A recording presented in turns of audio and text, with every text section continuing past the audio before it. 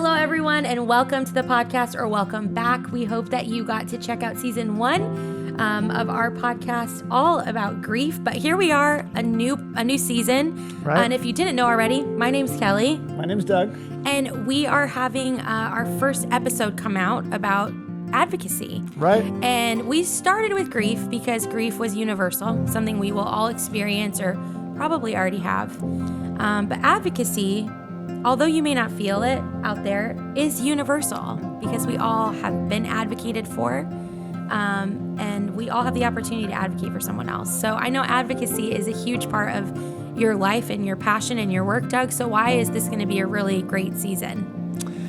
Well, I think all of us have been in a place where we needed help. Yeah. And we raised our hand or made a phone call and someone helped us. So we know what it's like to go, I need help. It's actually at the heart of the Christian faith is we all needed help. And Jesus came from his comfortable place in heaven to live in the grid of earth and to show us the way. And so the Bible compels us to follow this example of Jesus. And so from both our Christian faith and just our experiences in life, we have this opportunity to repeat what God did for us. Yeah.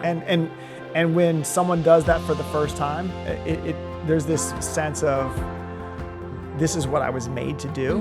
And so it brings a lot of joy. So when we talk about advocacy, it's not just, oh, this is something you have to do. This is something you get to do. Yeah. So when Proverbs says, speak for those who can't speak for themselves and make the plight of the vulnerable plain and build these bridges between people who have and people who don't have and live in these worlds, this is the great adventure God calls us to. Yeah. And so I'm excited to talk with some of my best friends. These are world changers. Yeah, and definitely. Not only are they excited to be alive, but they are contagious in their advocacy of helping the poorest, most vulnerable people who don't have voices. So I'm excited for this. Yeah, and today's episode is going to be special. We have our friend Charlee Tchividjian on the podcast today, and she grew up in this community. She grew up at this church, and she's actually my same age and is doing just incredible work here in South Florida, but now it's expanding, and she serves a population of single moms that are at risk of losing their children due to economical issues and just life circumstances that probably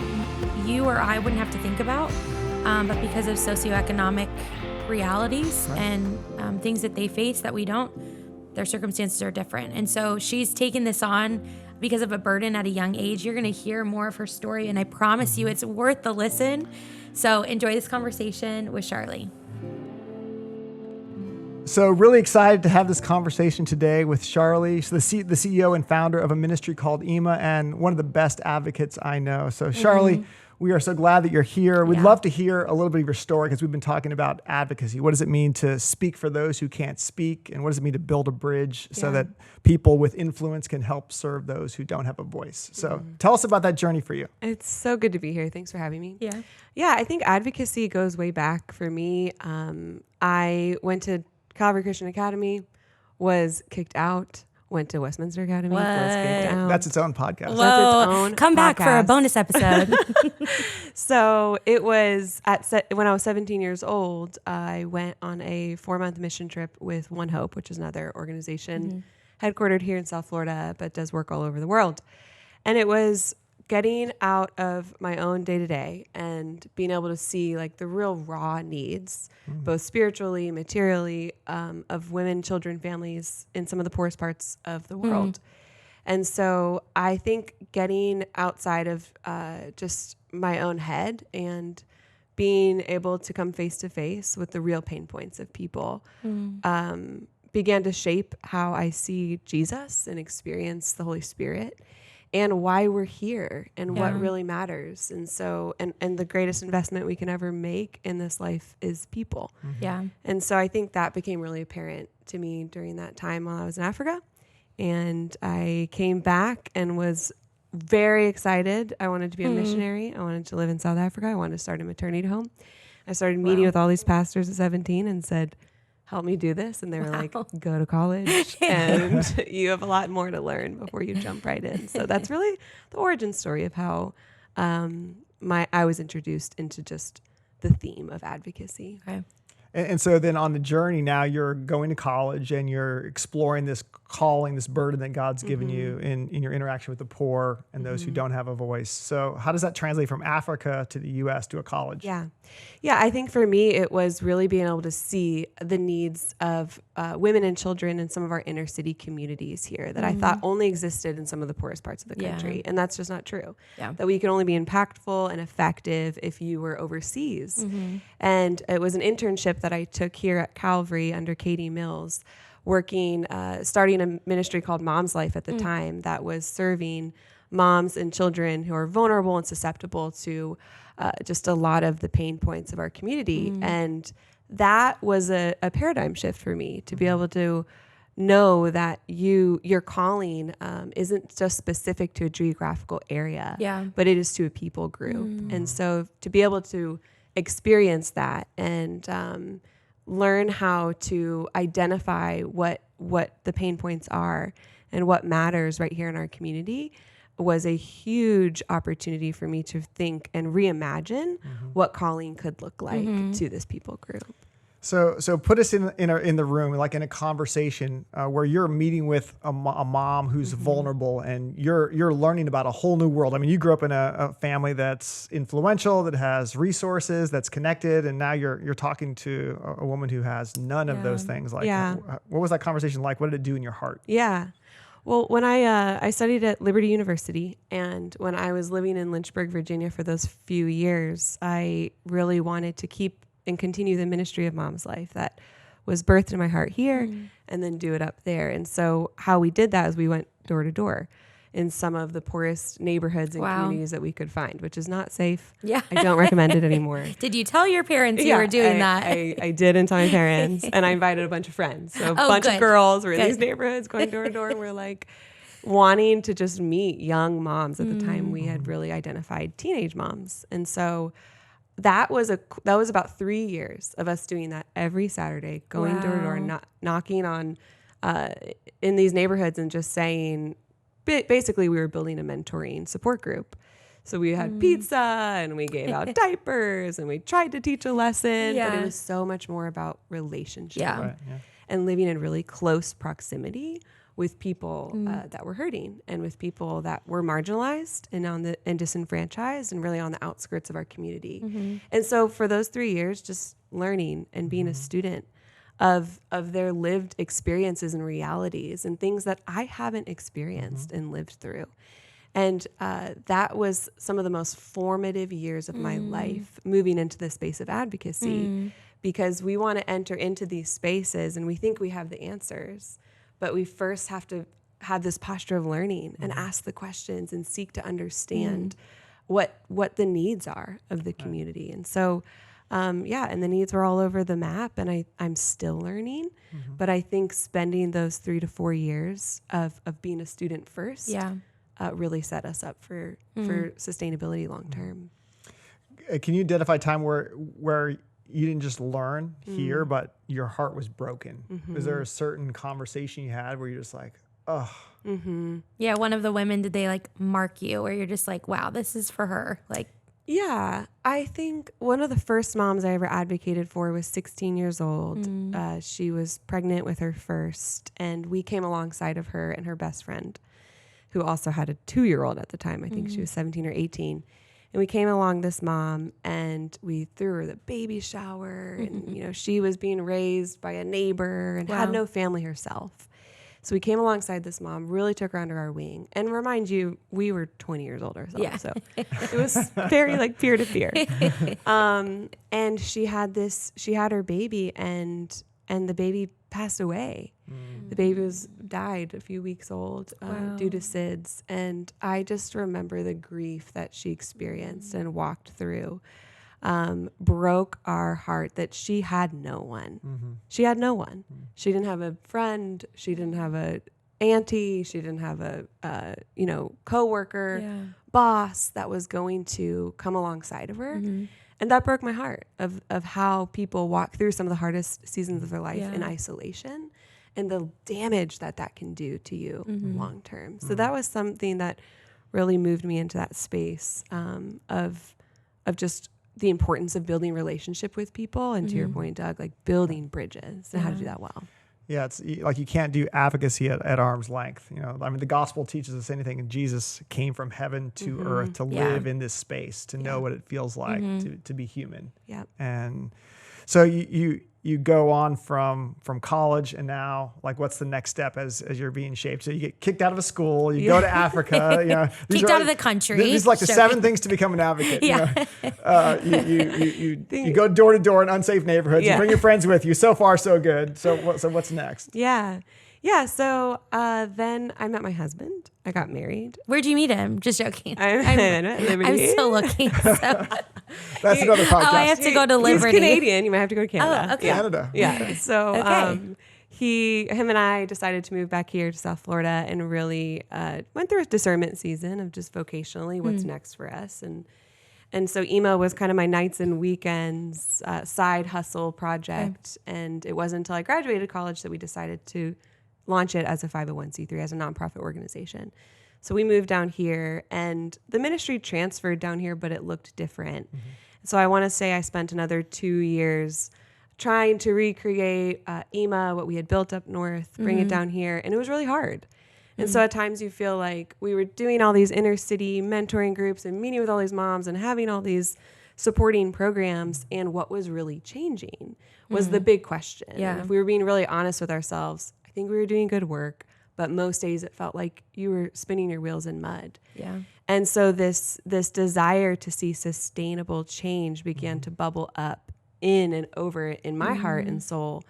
And it was also really hard, to be honest, with the fact that I think we can get caught in this nobility trap sometimes, where we're doing good work, but what is it really changing? Right. And so my husband and I became licensed foster parents in the same timeline of all that. And we knew, like everybody does going into that our hearts would break for the kids that are placed in our home. What we didn't anticipate, what we did not expect, was how they would break for their families.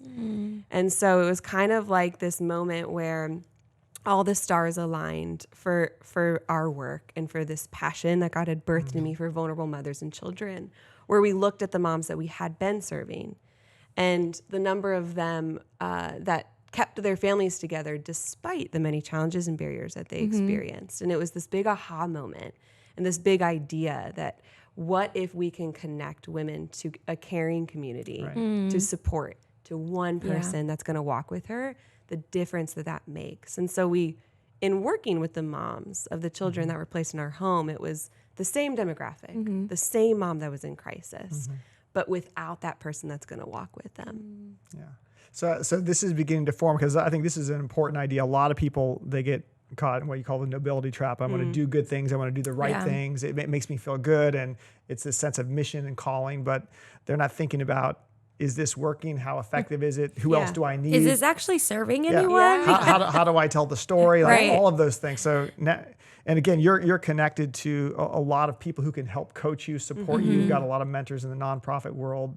So how do you learn how to access? How do you put all that together? Yeah. I think looking around to see who has gone before you, who has done it well. It is so important to not recreate the wheel. And that's hard to do, because I think innately we want to be empire builders, not co-creators and collaborators, because collaboration is hard. And so to look around the landscape and to do your due diligence of who is leading, who are people you admire, who are organizations that are being very effective, and to posture yourselves underneath them. And to learn and to ask the hard questions and to try to get a seat at the table where those conversations are being had, even if you're not the leading voice, and that's okay. And I think that has been really formative for me, and that I acknowledge and believe that God, ordained this ministry and the people around it. It's his vision, not mine. And that's something that is easier to say than it is to do when you feel like you're in control of it, and God continually pushes you to the outer limits and to this redemptive edge of full dependency on him. And so you can't do that alone. And I think leading and advocating and being in the business of people can be a really lonely journey. Yeah. And it takes a long time to get some traction of change, and where people aren't just like nodding their head and smiling and patting you on the back, and they're like, that's such a sweet so work cute. she's doing. Yes. But you're really being effective, and that takes a long time.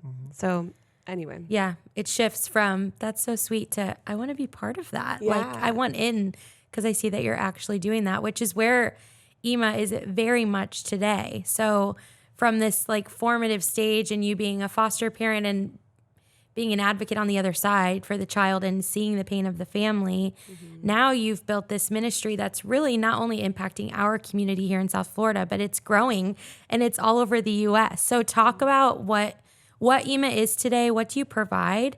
And then I think we want to talk about, how it's growing, because it's really exciting that your work and your vision and the burden that God placed in you is setting a fire in other people's hearts. So talk about EMA Today. What is EMA Today? What are you doing? Who are you serving? Yeah, so it was, again, through that experience of going through foster care ourselves and seeing just the barriers and challenges that these birth moms experience and face. That was a big shift, a vision recast for the work of Every Mother's Advocate, where we went fully into this space of prevention, preserving families, keeping families together by advocating for moms in crisis. So we want to go upstream.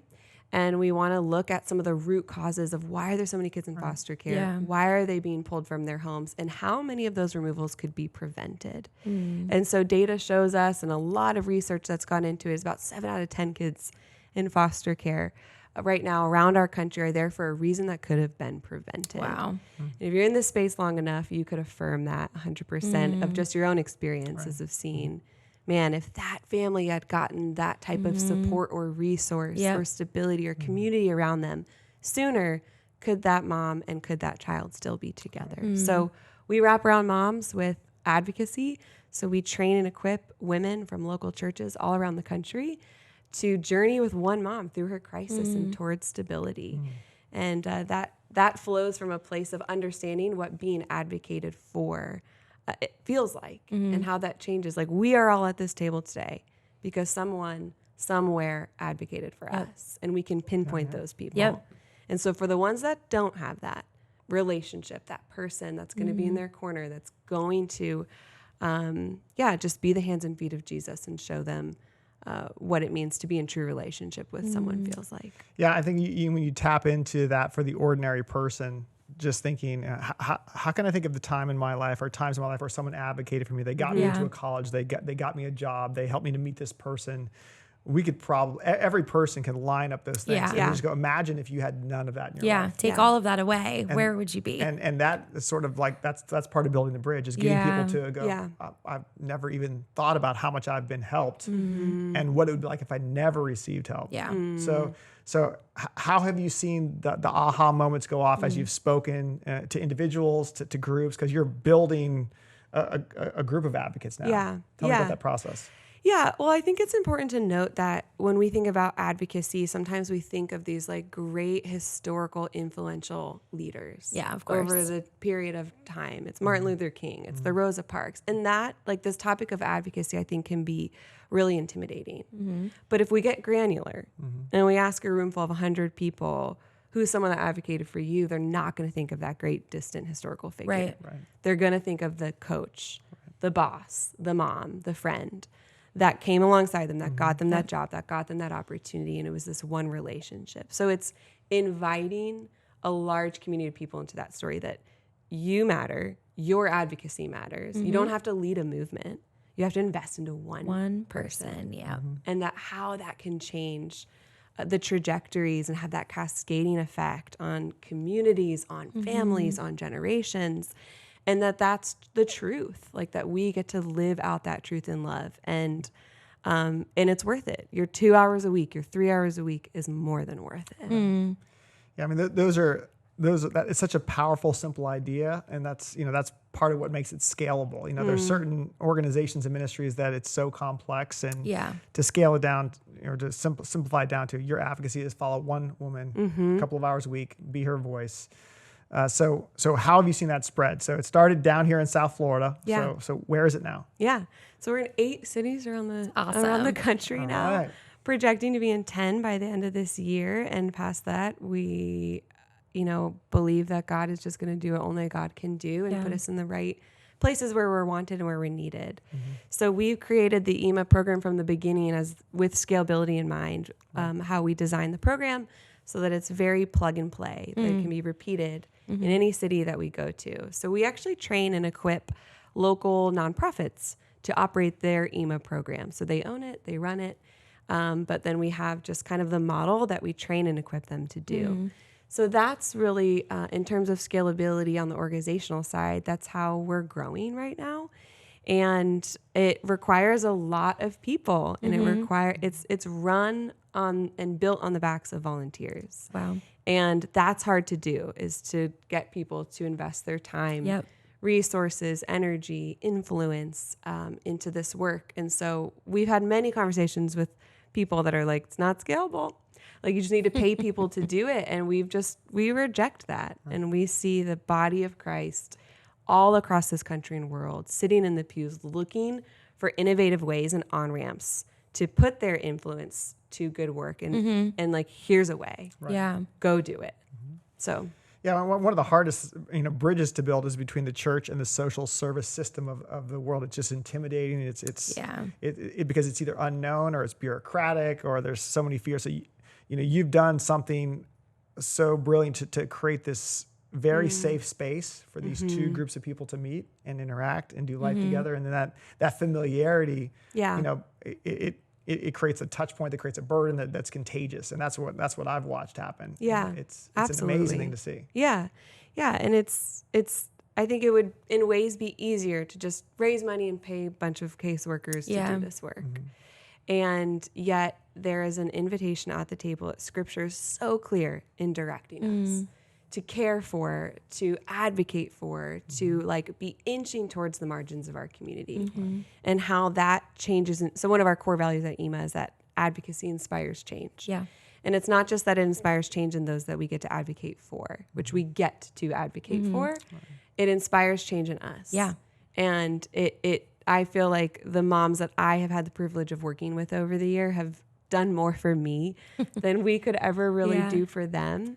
And that it changes us, and that's coming from this well that we draw, that we've experienced that in Jesus, and that the advocacy that he took on the cross for us, like we can only advocate from that true deep conviction that that's something that I once freely received. And so in turn, we freely give, and we're asked to do that. Yeah. I mean, the powerful thing about the gospel too is that John says that Jesus is our advocate, like on this regular basis. At the right hand of the Father, he advocates for us when we fail, when we sin. So it's an ongoing work of the gospel in us. So to be able to do that for other people is just the grateful response. Yeah. So talk about, you said, so this has changed me. So to talk about how has it changed Charlee, like who you are. The one that got kicked out of school. Yeah, here I am. I think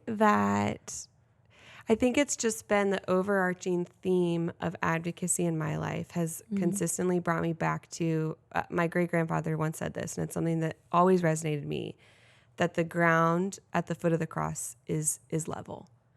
And I think advocacy is this great equalizer, that we actually don't advocate for people because we're smarter, we're wealthier, we have more to give, but we advocate for others because we have experienced that ourselves. And so I think it is something that has changed me in terms of how we identify meaningful risk, and that it's so easy to just live in the safety and security of our own comfort and our own homes when there's a city that is bleeding out all around us.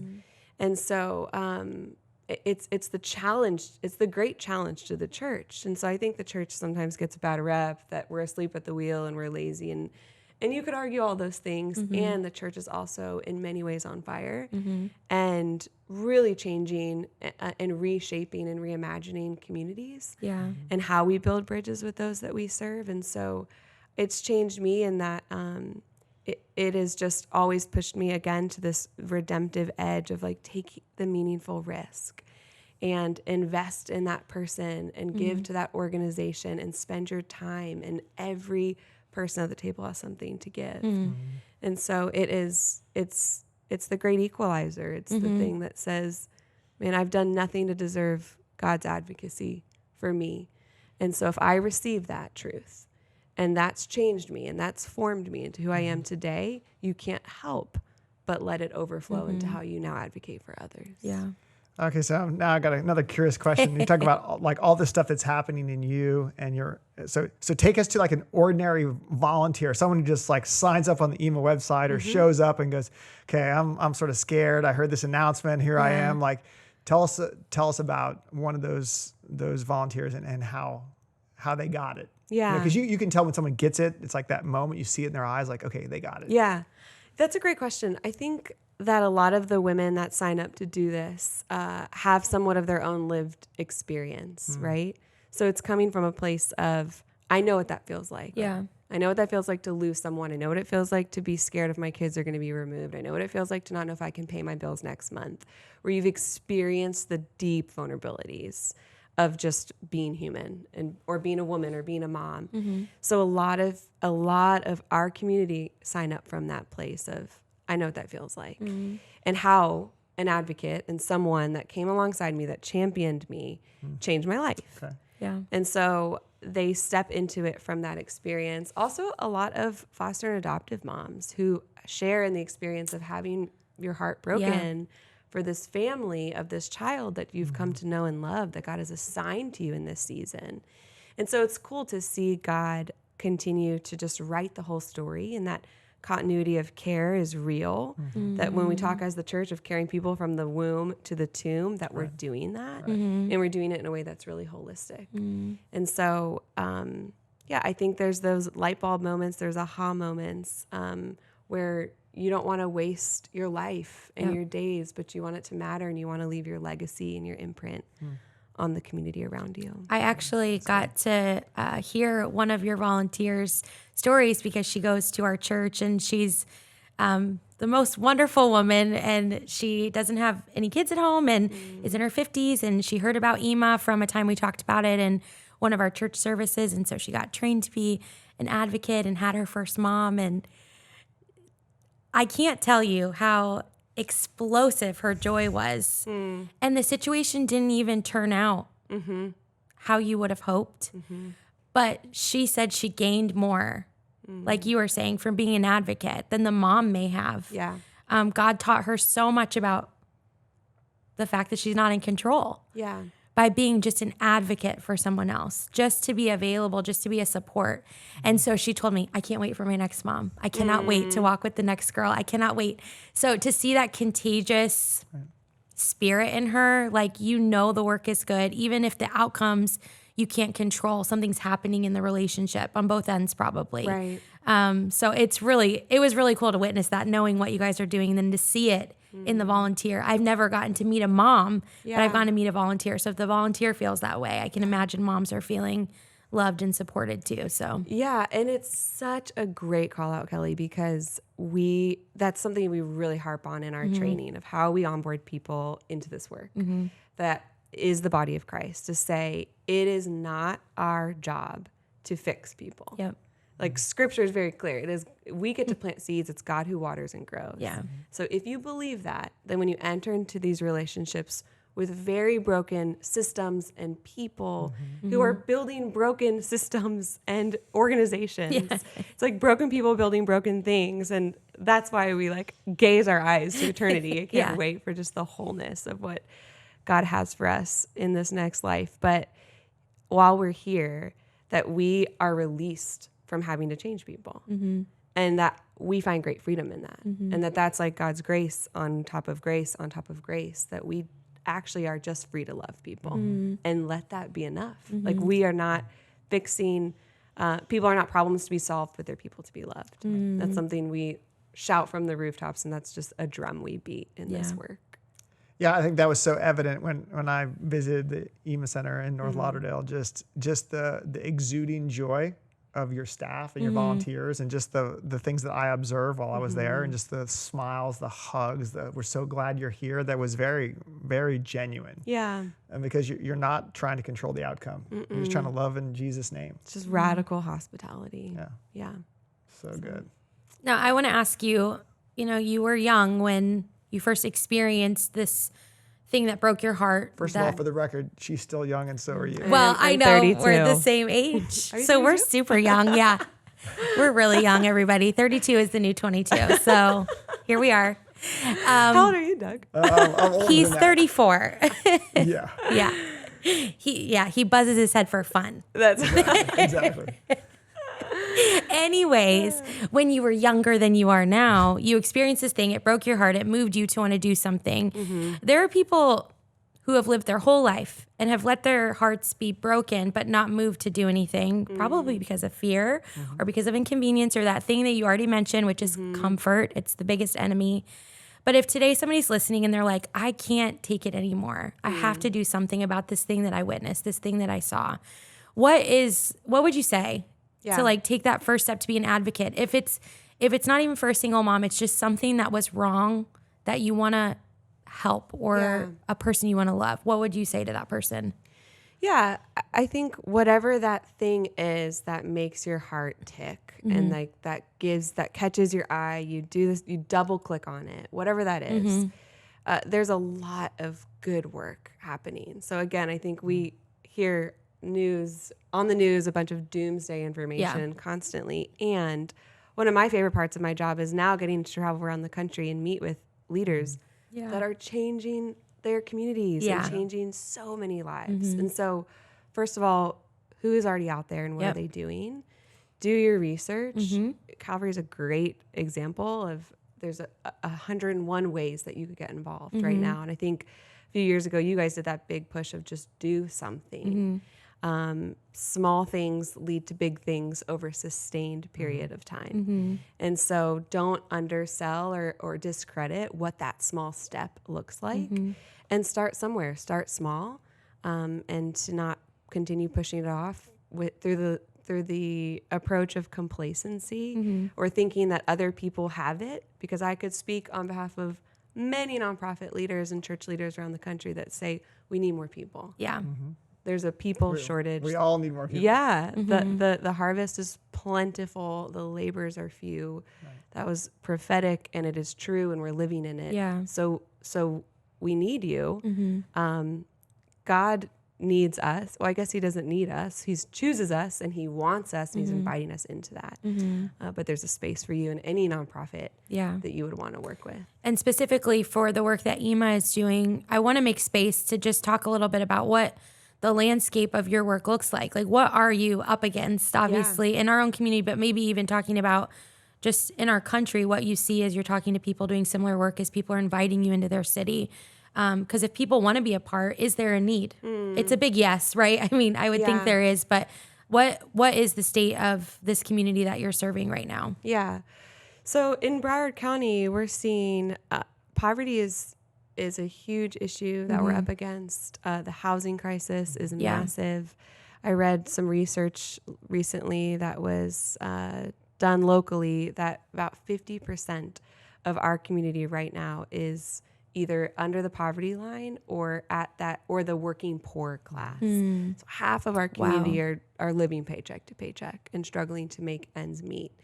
And that alone is a root cause for so many of the societal issues that we're seeing. So as a single mom, when you're living paycheck to paycheck, your problems become interlocked. Then one thing leads to another, that leads to another, and now you're here.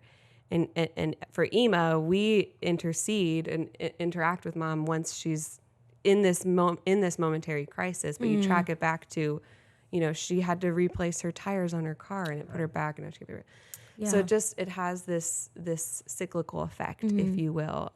So that's the state of poverty and foster care. Foster care, we have over 1,000 kids in foster care right now in our county.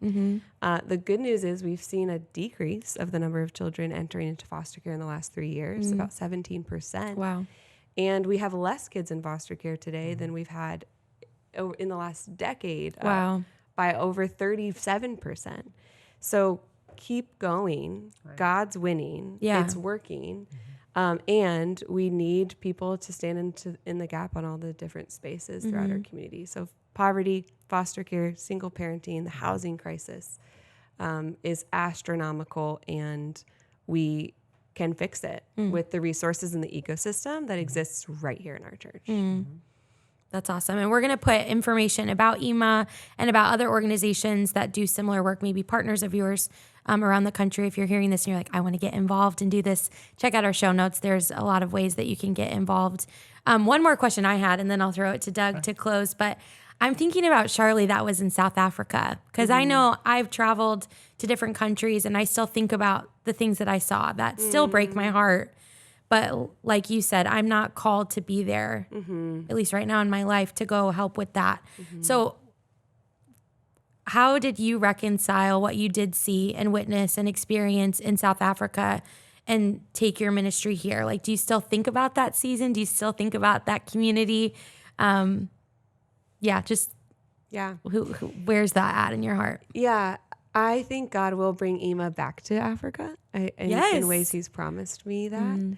And that it will go full circle, whether it's under my leadership or the next. Because it was very much seated there, like the passion for women and children. It was a story I shared pretty widely of a woman that was caring for a newborn in her community. We were doing some street ministry that day, just going from mud hut to mud hut. And they placed this like 4-day-old baby in my hands. And the person that was guiding the tour was interpreting and basically shared the story that the baby was placed in the trash the few nights before, was birthed by a teenage mom who birthed them in the bush of Africa and fled. And so as you hold this baby, I think what I thought my heart would break for this baby, I couldn't help but wonder where his mom was. And how she was doing and what she was feeling and the pain that she was recovering from, and what could have changed. What was the trajectory that could have changed for this child and this family if one person had walked alongside that mom and met her right in her crisis. And so I think of those moments and those stories and those people, and just what family separation in the slums of Africa looks very different from our Western culture here in America, but nonetheless the same at the same time, where it's still very real.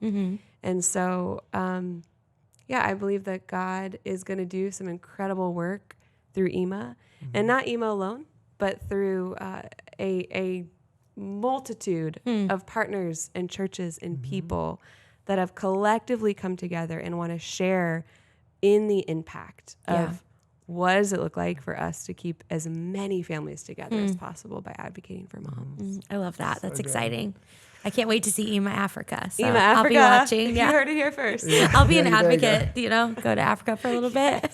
I love it. Yeah, so hearing your whole story, I just think of this line that I read a couple years ago, that the dream is free, but the journey isn't. And God's giving you a great dream, and there have been moments that are really hard, and there are moments that are going to be hard that are coming ahead. And I just want to affirm like the humble spirit, the passionate spirit, the learner, the collaborative spirit, like all those things are going to help. That's the raw material God uses. So I can't wait to see what God's going to do with EMA and with you, and not just in the city, but communities around the world. So thank you so much for joining us. Yeah, thank you. Sharing your story. Thank you. And can't wait to see what happens next. Yep. Thank you for listening to the Seasons podcast. Our hosts are Pastor 𝘼𝙊𝙍 and 𝘾𝘼𝘍𝙍. Seasons is produced by Calvary Chapel Fort Lauderdale, and our theme song is Seasons by Connor Henderson with Calvary Music. For more information about our church or this podcast, visit 𝘾𝑼𝙉𝑓𝑇L.org.